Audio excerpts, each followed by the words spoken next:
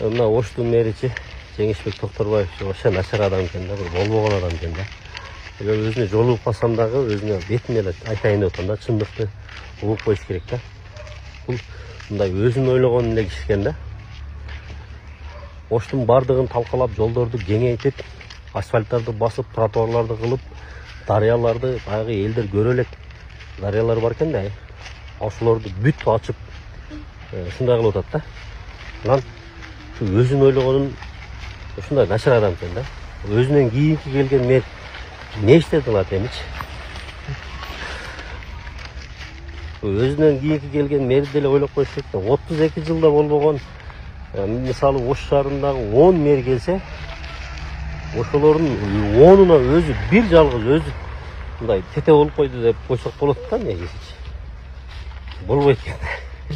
Өзүнөн кийинки келген мэр эми элди кантип таң калтырат, аларга эмне иш жасап берип, мындай элдин мактоосуна, элдин дуасына кабыл болот, ошолордун дуасын алат, батасын алат дейм да. Ушундай начар адам экен.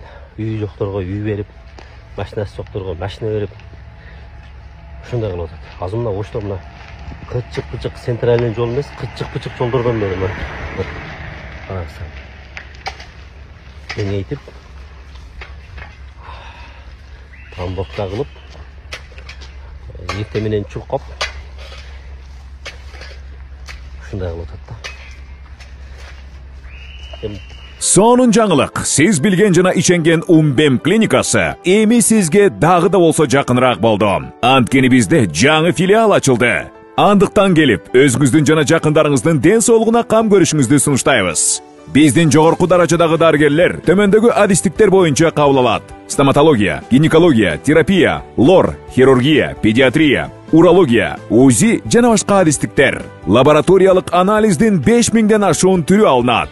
Жогорку даражадагы стерилизациялоо. Биздин дарек ВДНХ метросу, Кондратюка көчөсү 2. Телефон номерибиз 8925 103 22 55. Кабыл алууга алдын ала жазылып келүүңүздөрдү суранабыз. Умбем клиникасы. Сиздин ден соолугуңуз биздин камкордук.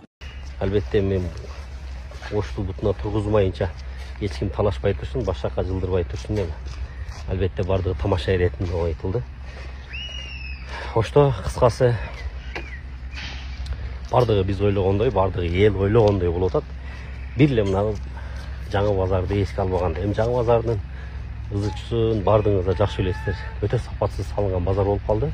Бир эле кемчилик. Эми бул базар эми мурдагы мэрдин убагында башталып, ошол мэрдин көбүрөөк жоопкерчилиги болуп калды. Бирок азыркы мэр дагы ошону текшерип, сапат жагын, шарт жагын карап койсо жакшы болот эле. Бирок тилекке каршы андай нерсе болбоду. Эми калганын эми кулай берсин.